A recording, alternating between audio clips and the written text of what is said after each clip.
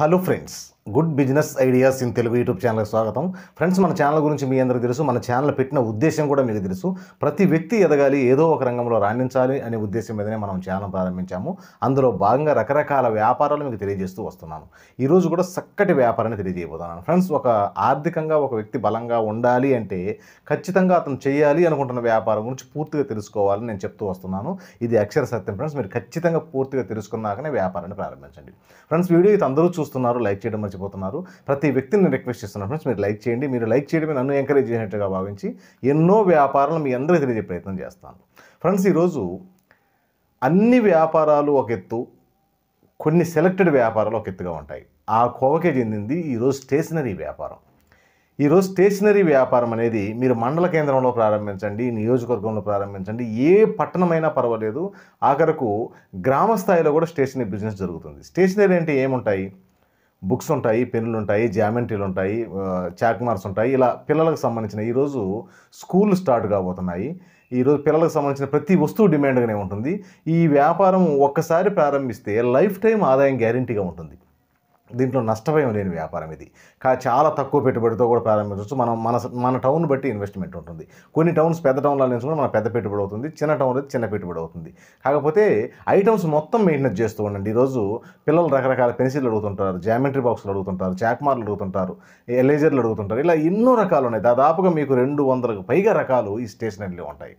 వీటన్నిటిని మీరు మెయింటెనెన్స్ చేయగలిగితే మీ వ్యాపారం తిరిగి ఉండదు. ఇది తక్కువ పెట్టుబడితోటి రెగ్యులర్ ఇన్కమ్ వచ్చే ఆదాయము, అంటే ఇన్కంలో కూడా మీ ఇలా కొంచెం అలా కాకుండా కంటిన్యూగా, అంటే లైఫ్ టైం ఆదాయం గ్యారెంటీగా ఉంటుంది. ఈరోజు మీరు ప్రారంభించడమే ఆలస్యం. దీంట్లో ప్రారంభించిన రోజు నుంచి మీకు ఆదాయం స్టార్ట్ అవుతుంది. అలాగే ఎంత ఆదాయం వస్తుందనేది చాలామందికి కస్టమర్కి తెలియకపోవచ్చు, కానీ ఒక 50% అబోవ్ మీకు ఆదాయం ఉంటుంది. అంత రీజనబుల్గా కానీ మీరు చేయగలిగితే ఇంకా ఎక్కువ మీరు టర్న్ ఓవర్ చేయగలుగుతారు, మంచి ఆదాయం సంపాదించగలుగుతారు. ఈరోజు మార్కెట్లో ఎన్నో వ్యాపారాలు ఉన్నాయి. అన్ని వ్యాపారాల్లో ఈ వ్యాపారం ఏంటంటే ఎప్పుడూ జరుగుతుంటుంది. అలాగే ప్రారంభించిన వ్యక్తి మళ్ళీ వేరే వ్యాపారానికి వెళ్ళాల్సిన అవసరం లేని వ్యాపారం. కాకపోతే మనం ఏం చేయాలంటే ఈ వ్యాపారాన్ని ప్రారంభించేటప్పుడు ఖచ్చితంగా ఎక్కడి నుంచి ఈ స్టేషనరీ కొనాలనేది కూడా తెలిసి ఉండాలి.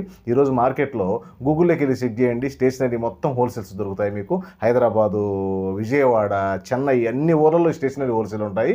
ఒక్కసారి ఈ వ్యాపారం ప్రారంభించే ముందే మీరు ఈ స్టేషనరీ హోల్సేల్కి వెళ్ళండి. అక్కడ ఎన్ని రకాలు ఉన్నాయి, ఏమేమి అమ్ముతున్నారు, అసలు పిల్లలకి ఏ అవసరం అవుతాయి. ఎందుకంటే మనం ప్రతి ఇంట్లో పిల్లలు ఉంటారు, వాళ్ళు ఏం వాడతారో మనకు ఒక ఐడియా ఉంటుంది, అది ఏం కొంటారో కూడా ఐడియా ఉంటుంది.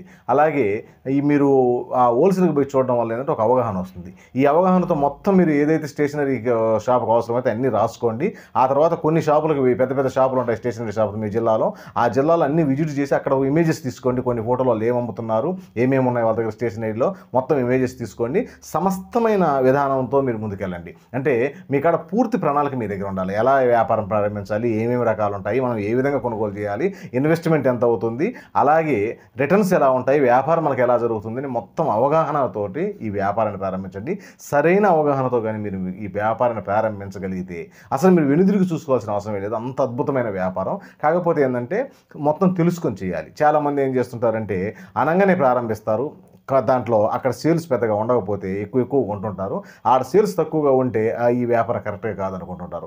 ఇక్కడ మనము ప్రధానంగా హోల్సేల్లో కొనేది ఓకే, కానీ సేల్స్ విషయంలో కూడా క్లారిటీ ఉండాలి. మనకి ఎంత సేల్స్ అవుతుంది, అక్కడ ఏమేమి నడుస్తున్నాయి అనేది ఇంపార్టెంట్. కాబట్టి మనము ప్రారంభించినప్పుడే కొంచెంతో ప్రారంభించండి. అవి సేల్స్ అయ్యే కొద్ది వాటిని పెంచుకోండి. ఇక్కడ మనము ప్రారంభించడం అనేది ముఖ్యము, అలాగే సేల్స్ను బట్టి మనం సరుకు పెంచుకోవడం అనేది ఇంకా ముఖ్యం. ఆ విధంగా ముందుకెళ్ళే ప్రయత్నం చేయండి.